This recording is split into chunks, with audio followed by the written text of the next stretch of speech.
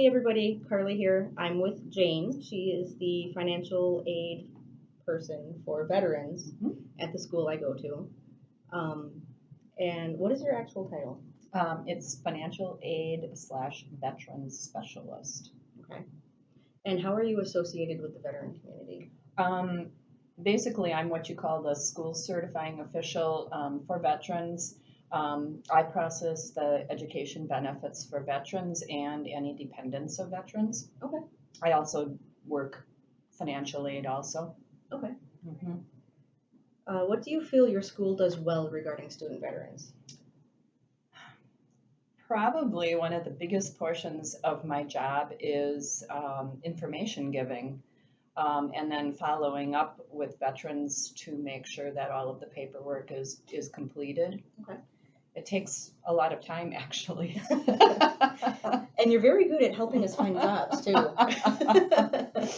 Yeah, I send you those all the time. Yes, you do. Well, they want us to send them out to everybody. And it is good information because I never knew that the school is actually part of the, what is it,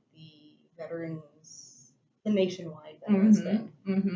Right, and the WDVA sends Yeah. a lot of these types of things out. Yeah. Right. So there's Yeah. a lot of good information in those emails Yeah. that I asked. I think I've gotten a little bit less at them though. But over the summer you have, yes. I've noticed that. I'm like, but I'm not getting as many either. So I'm sure once I the don't know. school year starts up Maybe. again, Yeah. we'll be bombarded daily. Sorry. It's okay. I'm the information disseminator. Nothing wrong with that. So, what do you think are some barriers that veterans face when deciding whether or not to return to school?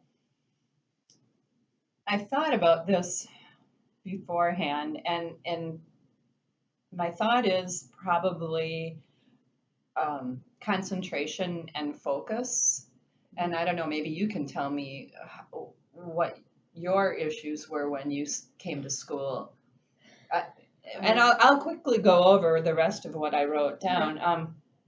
I think probably balancing work and school and family is probably a big problem. And then not wanting to be treated differently. Yeah, there's definitely a divide between veterans and non-veterans. You can clearly tell when you're in class because I am the only veteran in my entire program right now. Oh, really? Yeah. Okay. Okay. Entire program. It's oh, just wow. Me. But the barriers that I was facing when I just was trying to decide whether or not to go to school is, did I want to do it just yet? Okay. I don't think I was ready, but I had everybody from every angle saying, go back to school, because the way I had it in my mind was wait for disability to hit, then go back to school. Oh. I wound up going to school first, and I'm doing an extra semester because I did all my gen eds the first semester, instead of having to cram those in with my program classes. But I think it's a little bit better to do it that way. But I was also very rushed the first semester because I had days to get all my paperwork in. Yeah. And then the semester started, and I'm like, I was just thrown right into it. I didn't ease into it. Did you come to me close to when school was starting? I can't remember. It was spring semester of 2014? 14 or 15. One of those Okay. Yeah. But like not long before school actually physically started. Right. Like school started like January 21st or whatever, and I had days before that to get everything in. I think it's probably good if a veteran can decide on going to school and then coming to see me a semester prior to when they start. That way they can kind of ease into it. Yes, get it. Yeah. They can get all the paperwork in order. Don't do what I did. But a lot of veterans do it that way because it's like a quick decision and now I got to get in. And that's the way that you recommended is the way that I wanted to do it. But it doesn't always work that way. Right. I'm like, oh, okay. But that actually kind of hurt me in the long run just because I'm a perfectionist. And now that I have the more maturity and I'm a better student than I was, my first semester I got 4 B's and an A. You've always been a good student. What are you talking about? But now, since my program classes start, I've got nothing but straight A's. Mm-hmm. So those B's are killing me. But those are probably your gen eds, right? Those were my gen eds, yeah. We care more about your program classes. But I care more about my perfect 4.0. Yeah, I know. It's just a perfectionist thing. Perfectionist that you are, yeah. I'm the same way. Yeah.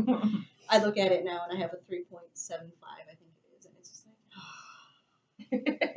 like, but I'm still on track to get that one chord for straight 4.0 for program classes. And I already have the veterans cord that I'm going to wear, and then the Phi Theta Kappa that I'm going to wear. So I need to get that third one. Yep.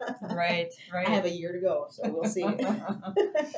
Are you going to be full time? Oh yeah. Yeah. Okay. And in your graduating semester, you can take any classes to bring yourself up to full time. I think we figured that out actually. Okay.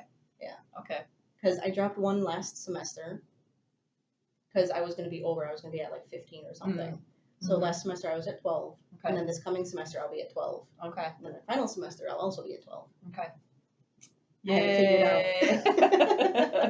And I already have my part-time job to get my internship done and everything. Oh, good. So good to go. Good for you. I think ahead. So what is one thing about veterans that you wish you knew more about? Well, that one kind of stumped me. Because I want to know lots about veterans, but everything you wanted to know, but we're afraid to ask. Okay. That is where I'm always at, whether or not any veteran wants to really talk about their service. Because you hear about, I don't want to overstep my bounds. I don't want to ask too many questions. So, and that's one of the things that Don and I are trying to figure out with the whole Veterans Club group thing, is because I told him there's 2 types of veterans. There's the kind who really don't care who knows, like me, and then those who really don't want to talk about it. Right. So you kind of have to judge the person. Kind of, like, I don't want to say you have to judge the person, but you have to kind of gauge it. Okay. Like, if they're hesitant to say, yeah, I'm a veteran, then don't really ask too much. But if they say, yeah, I'm a veteran, I want to know about my benefits, blah, blah, blah, ask away. That's that's my 2 cents. And if they don't want to say, they can just say they don't want to say. So. Yeah. I know somebody else that I interviewed, they said that I asked them the same question. They're like, I want to know more about the lingo, the acronyms, and that kind of stuff. Oh, because they have kids who are in the service and they don't necessarily understand what it all means. And I'll go in and I'll start talking about it and I'll throw out acronyms because it's what we do. And they're like, okay, now what does that mean? I'm like, well, BAH is basic allowance for housing, so or housing allowance, whatever you want to call it. Right. So, yeah. There's a lot to know. There are a lot of acronyms, that's for sure, when it comes to veterans. Yeah. And in all of the regulations and stuff, they have their own set of acronyms. And in the back, they have an index of what the acronyms mean. Really? Yeah. Oh my gosh. Wow. And there's hundreds, maybe possibly thousands per branch of regulations. Wow. When I look at a DD-214, I'm amazed at all of them that are on there. I'm also amazed by what, sometimes I really, really read it over. Sometimes I don't, because I don't need to. Right. But once in a while I look at it really closely, and I'm amazed at what veterans have actually done in the military. Yeah. And I go, wow.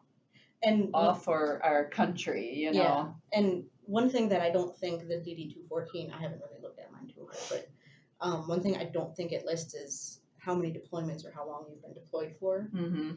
But it shows the awards you've gotten. Yes. And you don't, you know that some of these awards are really prestigious, but you don't know what they did to earn them.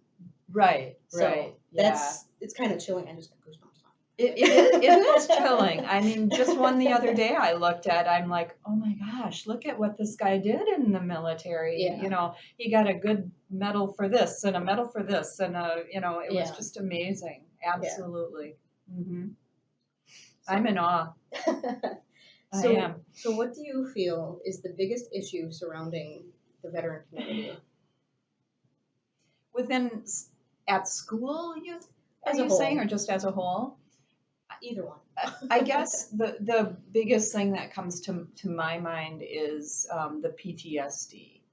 And I don't know when a student comes in to see me whether they have PTSD or not unless they actually tell me. And some of them do, and some of them don't. Mm-hmm. Some of them say they have a disability, and I don't know what it is, which is fine. But we do have a disability services specialist on campus. Right. That I try to make sure I tell a student if they mention that they have a disability. Right. So I guess that would be one of the issues that I would maybe feel is one of the biggest, and also not knowing or being able to find veterans resource organizations. Okay. Do you all know where to go to for information for this or for that, or do you know who your CVSO is? Mm-hmm. That kind of thing. Yeah. Right, and I think a lot of times veterans don't contact their CVSO, which really should be one of the first contacts you make. Yeah. Because they have an awful lot of information that they can give you other than education benefits. And I actually contacted the Manitowoc CVSO about veterans activities going on or events during the summer, and they're like, nothing?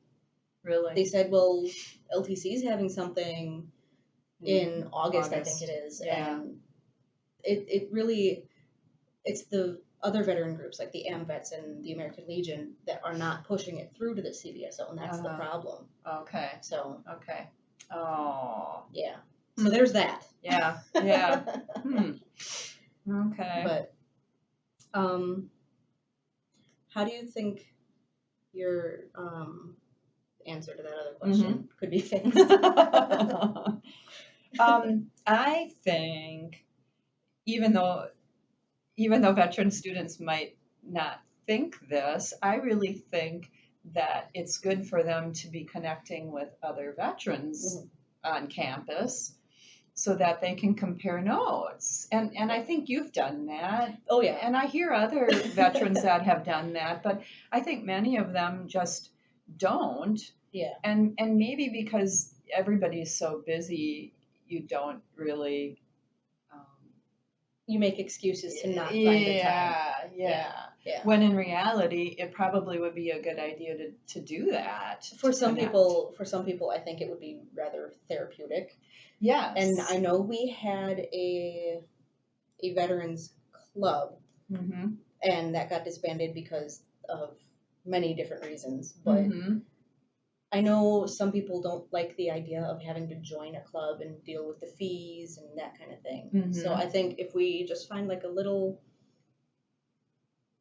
nook, a dedicated space. Yeah. Yes. Where you could just hang, like a lounge. Yeah. And a lot of schools are doing that now. Yeah.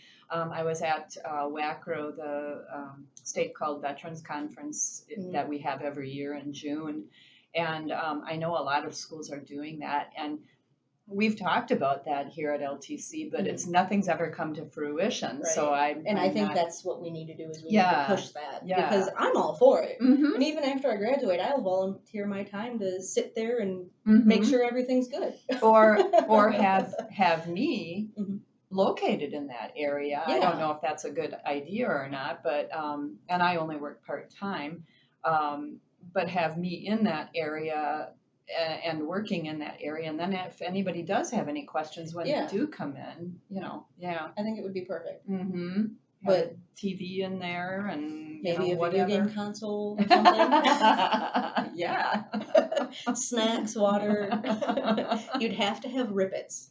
What? It's an energy drink. Rippets? Rippets.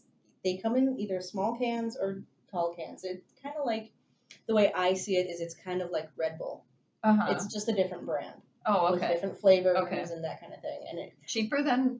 That's basically what veterans live on downrange. So. Oh, really? Yeah. So online they start posting pictures of, look what I found. Oh, really? Yeah.